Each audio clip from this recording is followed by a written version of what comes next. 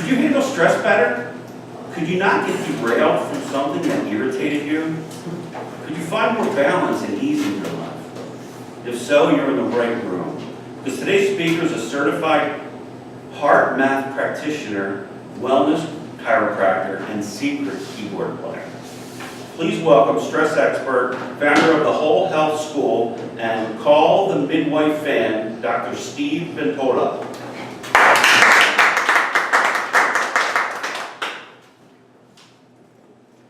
My brother's sitting in a seminar in Vineland, New Jersey. It's for mental health workers and counselors who want to learn more about how to prevent getting stressed out or burnt out. It's about 9 o'clock. It's about time to start the seminar. My brother looks at his watch. It gets to be 9:05, 9:10. Folks are looking around like, where's the speaker? Someone comes up to the podium and makes an announcement saying, the intended speaker today is actually stressed out and burnt out and will not be presented. Everybody looks around and goes, what? People are going outside smoking a cigarette. They don't know what to do. So Joe tells me that story, and I think to myself afterwards, now there's something about knowing about handling stress, and there's something about actually knowing how to handle our stresses. So what I want to present to you today is actually how we can handle our stresses better. What if you could, as my intro stated, what if you could handle your stress better? What if you could not get derailed if something comes along that irritates you? Wouldn't that make your day more productive? Could you find more balance in your life? So think to yourself, if you could handle your stress better, how would that feel? How would that look? Just think about that for a moment. How would that feel? Martha, how would that feel? Be reassuring. Reassuring. Kevin? More relaxing. Relax. Yeah. You may be thinking, I already know how to handle my stress. You may take a walk at the river. You may wait for the weekend. Now, what I usually do is affirm what individuals are already doing to handle their stress better. So whatever you're doing, that's great, but think to yourself, do you think you can handle your stress a little bit better? Do you think so? Okay. So there's always something more to learn in this respect. So let me tell you about my personal story. I've been a chiropractor wellness provider for over 30 years now. In my mid-40s, I developed inflammatory bowel disease and eventually colon cancer in my 50s. But all along, now there's many factors that relate to things like that, but I sensed what happened in my early 20s triggered something that I never got over, and I held a form of tension, unresolved tension, for years on end, which eventually led to the breakdown of my intestine and eventually having colon cancer. Now, I talk about it now because I've come free of that. I'm so glad to be back to work. But there's something to look at here in terms of what I was doing and thinking about your own self. If there's certain things you're actually pushing to the side, like I did, where I didn't really want to think about it, thinking that this stress will eventually go away. But it never did for years on end, until I had the epiphany as I was coming out of recovery from cancer, that the epiphany I had was address the stress in a healthy way. Don't push it away. Look at it squarely. See what it takes. When I had that epiphany and I started addressing that stress, sure enough, my body started to wake up. I started to gain my weight back, and my life took on a new dimension, especially as a healthcare provider, because I went through a severe type tribulation that gave me a sense of more empathy and more awareness of what it took to come out of that. Not only empathetic-wise, but also knowledge-wise, learning a lot more about blood work and what it takes in that respect to help lead a person to greater health. So out of that, I've realized that I have something to serve into the world, and to provide my why, my sense of purpose, I've developed a whole health path that relates to this sense of service.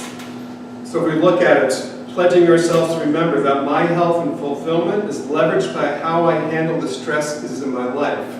Now you think about it for your own self, and for the realization of my own self, that if I handle my stress better, it's going to make me healthier. Number two, as I better handle the stresses of my life, this in turn helps to influence others to better handle the stresses in their lives. So with my wife, I know if I can handle things better, it helps her feel calmer. You know, think about the people closest to you. So there's a reason more than just handling your own stress. And then ultimately though, as we offer a healthy, coherent influence into the world, healthy, transformative processes can occur for all humanity, as well as all the earth and beyond. The greater message, to actually leverage our own sense of making the right choices, that we make a difference in the world. And if we can do it individually and together, it's going to allow for a greater, healthier transformation to occur. Individuals I work with my program have these things to say. This is what Robin has to say. With the help of Dr. Ventola's HeartMath program, my ability to handle the stresses of daily life improves greatly. Those closest to me have noticed how I am much calmer and react to life's challenges in a much more positive way.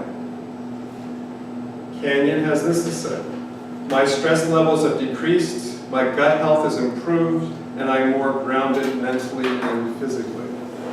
And my brother-in-law, who took one of my classes, had this to say: you're doing a great job with this course. People will benefit much more from stress management than I first thought. And my brother-in-law was an FAA engineer, and when I first told him about my class, he said, what do I need that for? People don't need that, you know. But then he took my course, and sure enough, he was like the biggest transformation story in my class, where you had the realization how important it is to address your stress. So today I want to share with you 3 core elements to help you handle your stress better. Let's get started. That's my intro. Okay, perfect. First of all,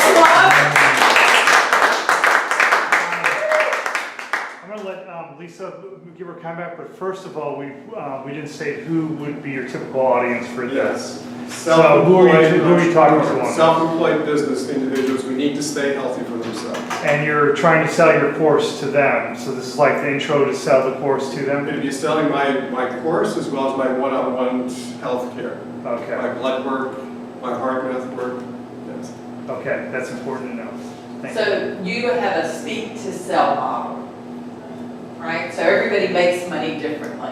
I speak to get paid. He probably will do free speeches in order to drive other business. That's a speak to pay model. So it's just interesting to, you know, and all of them are fine, just know the one that you're doing for your business, because they kind of impact, that they look different when you do that. First, how did it feel to you? It felt okay. You know, I relaxed more as it went along. So what do you think you did well? You know, I think getting more into the groove and feeling more myself as I went along. Okay. What's the one thing you would do differently? You know, I think I'd begin a little bit more at ease, and that's it. Okay. All right. I always like to start with that, because I think we do a million things right every day, and we never pause to give ourselves a little pat on the back to go, hey, yeah, I got up there, volunteered, you know, I got through this thing, it's all good. So I will give you some feedback and try to do it in each of these areas. I'll actually start with the delivery. I think you are comfortable with your information. It is obvious that you tell stories that are personal to you, and I like when you add in my watch, you know, looking at that, because that makes it more interesting. But you have this stance that's like right here. It makes me uncomfortable after a while. And one of the things to work on is, what is my stance when I'm not talking, when I'm talking that looks more natural for me. Sometimes when I get caught in this, what I've had to learn early is to just breathe and let my hands go. So I don't know if do you use slides in your presentation? I do. Okay. is to figure out a way, and sometimes, sorry, I'm better at illustrating this. So, it's finding the space, and it's okay to talk and use your hands, and then just drop them. And then if you need to move to a spot, tell your story, drop your hands, continue talking. And then if you need to pause in between, use that time to walk to get another position. But even this, like if I had a clicker in my hand, but this hand was on my side, looks more comfortable. You look like you come from a military background. And you guys tell me if I'm off base, right? Because I'm giving you one woman's opinion, and I always like to kind of bounce that off everybody else. But I wanted you to relax. It's all good. We're friends here. And if you're talking about not being stressed, you need to not look stressed. Right? And it's okay to make fun of, you know, when you come into, you know, you see presenters are going to do this, because I make fun of presenters, like in mine. At the beginning of mine, I come up behind the podium and I grip the podium with all my might and I go, hello, I'm very glad to meet you today. And then I go, God, I hate that podium. I am not using that podium today. I'm not using any PowerPoint slides, and let's go, right? So that's kind of how I transition from it. But figure out your own way, your own place to just feel comfortable. And I always have that nervous energy that I have to shake off before any speech.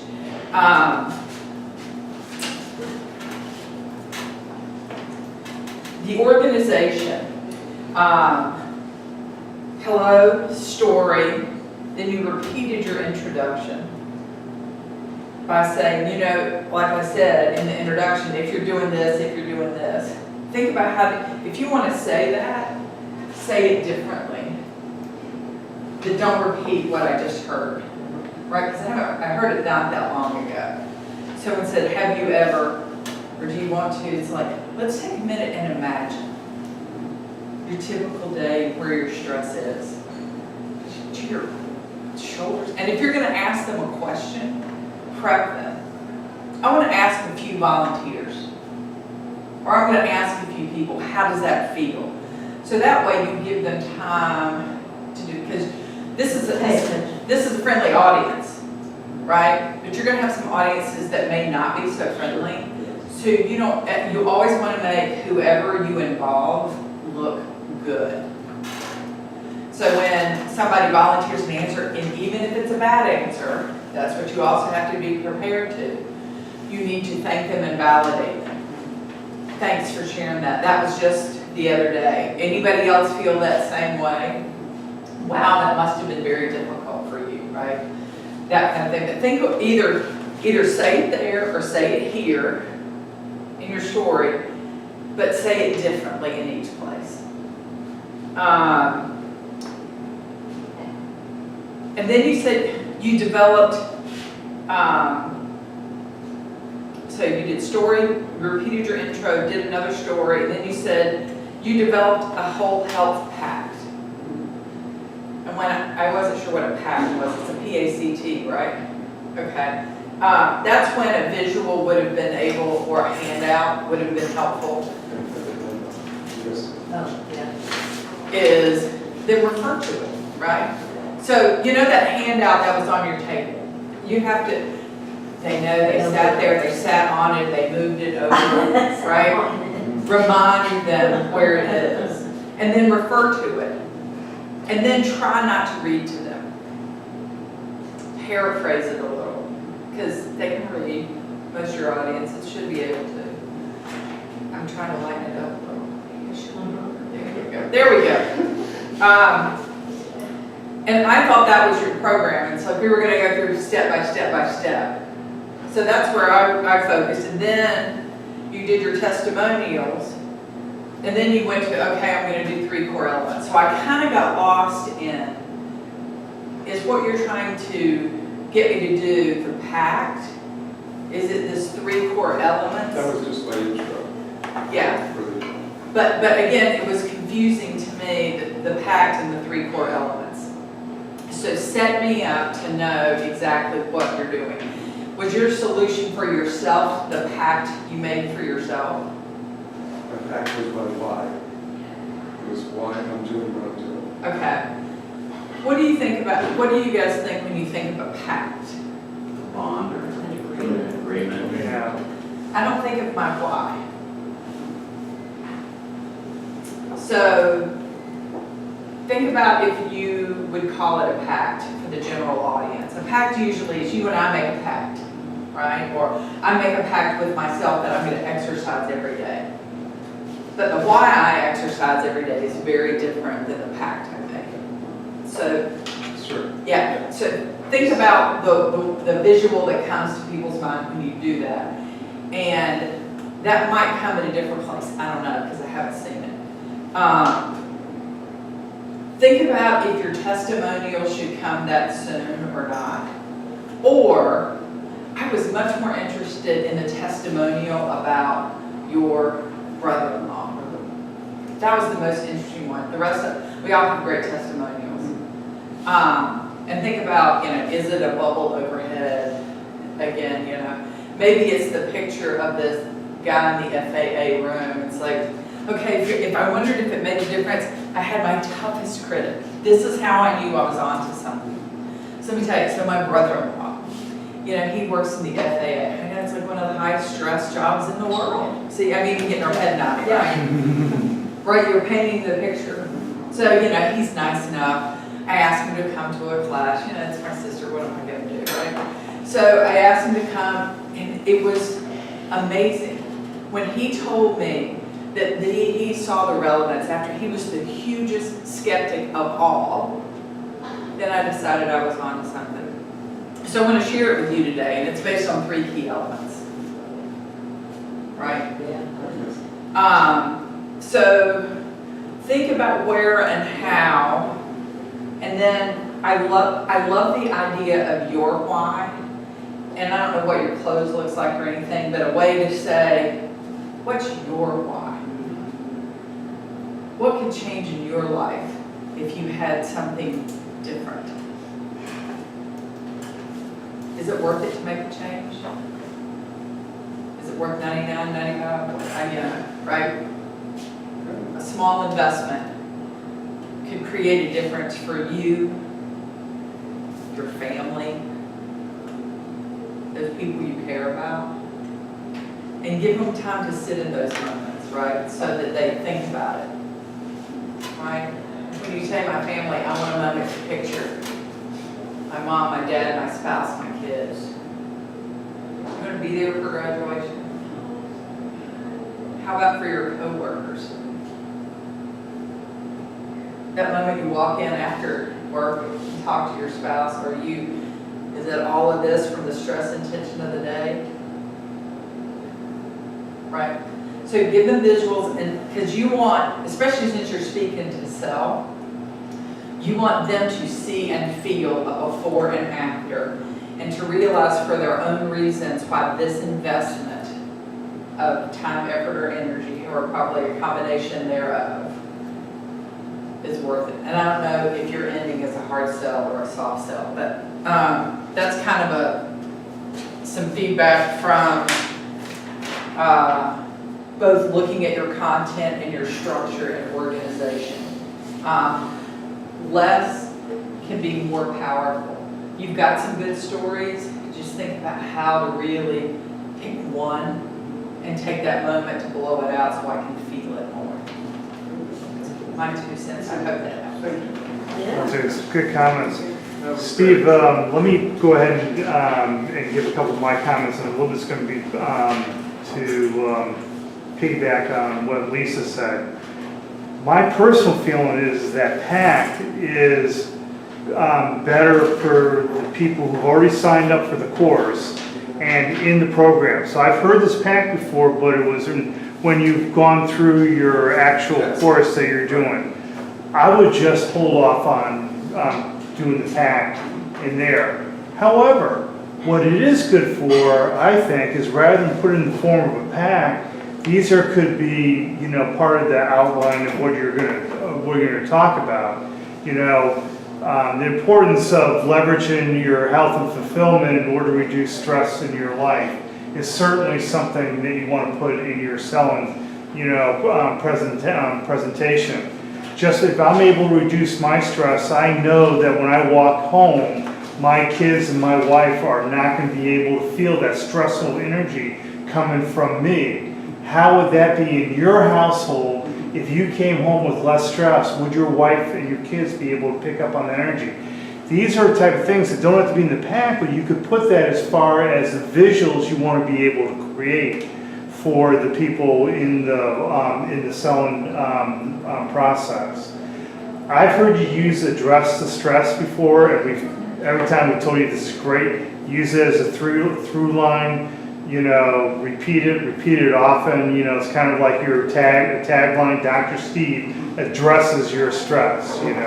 That type of Yeah, thing. I really like that, and I didn't pull that out. And I'm all over on do not read testimonials, tell stories. If you want to have the testimonials on back of the brochure that they're taking home with them, then that's one thing, but not read them. You want to be able to tell stories in order to be able to engage the audience as soon as you can. Get it away from and into the audience. The benefit of the audience. Tell the testimonials or tell the story? Tell the stories, like what Lisa was saying as far as your brother-in-law. You may have his testimonial in the back of your promotional material that they're going to walk away with, but it's more meaningful if you kind of told a real story rather than just reading what someone said. And you may want to think about how you could incorporate your intro. Instead of could you handle your stress better? Could you not get derailed from something that irritated you? Could you find more balance and ease in your life? You may want to look at this like what if, right? What if you could handle your stress better? What if you could not get derailed? What if you could find more balance and ease? Or you could say something like,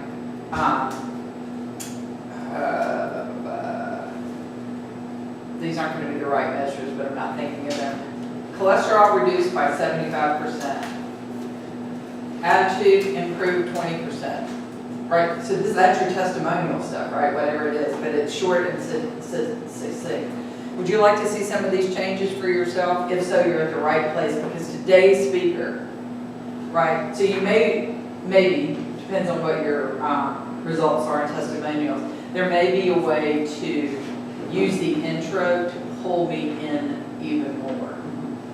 What if, difference between open-ended and closed-ended questions. So, and some of this is like from my sales background. The open-ended questions invite me to participate more, and they invite me to think. They invite the fact that there may be multiple answers. Closed-ended questions are when you want to close something and move to the next section. Is there anybody that's going to answer no to these? Probably not, right? And like, yeah. That's not the feeling you want to leave them with after the intro. You want to leave them, gosh, I want to hear more. Okay. Anybody else have any comments? Okay. Just real quick, good story of colon cancer. I make it a little bit more dramatic. What were your fears? Were you scared? Was your family scared? On the really big positives, you were so much more relaxed than I've ever seen you. Honestly, I mean that. And great eye contact. I was just saying the same thing. I heard you speak earlier a couple of times, and your voice volume, you used to be much more soft-spoken, which I know is how you are in person. You've really upped that. It was so much better. Great job on that, because I really felt you coming out here, and it's a difference from what I saw before. So much better there. And I just want to say, on the stance, because I see you doing it right now while you're listening to me, here's your go-to. Right. That makes us a little uncomfortable, because it's like you lock in place. Yeah.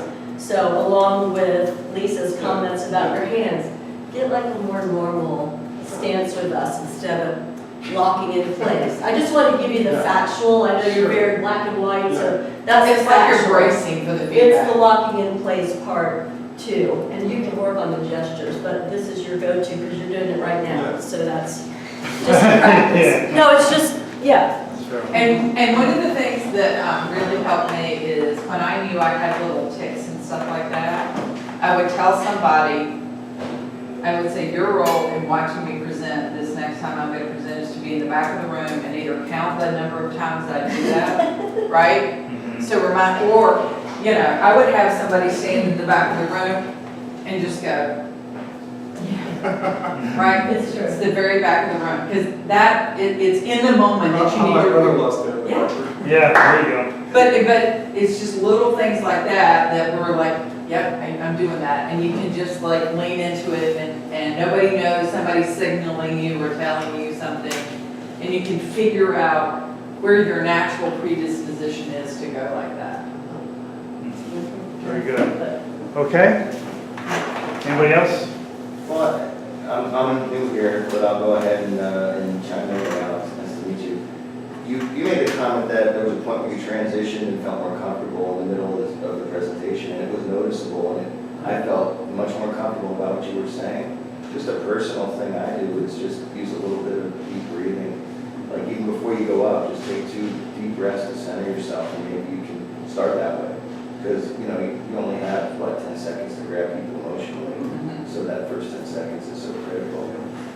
The only thing I would say on content as somebody who's trying to be an entrepreneur for the first time, and I've just been talking to a lot of entrepreneurs, is maybe a little more palpable connection to what that means for them as an entrepreneur, which is, you know, would you like to feel more relaxed? Well, yeah, you're going to be more efficient and you're going to get your ideation done more quickly, get your product to market quicker, or you're going to hit your financial metrics faster.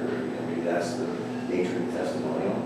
Because as much as they want to feel good, what they really want to do is make their business on. That's a great pull back to your target is depending on who your audience is, how do you adjust it to more squarely look them in the eye about what's in it for me and why do I want to do this? That's a great ad.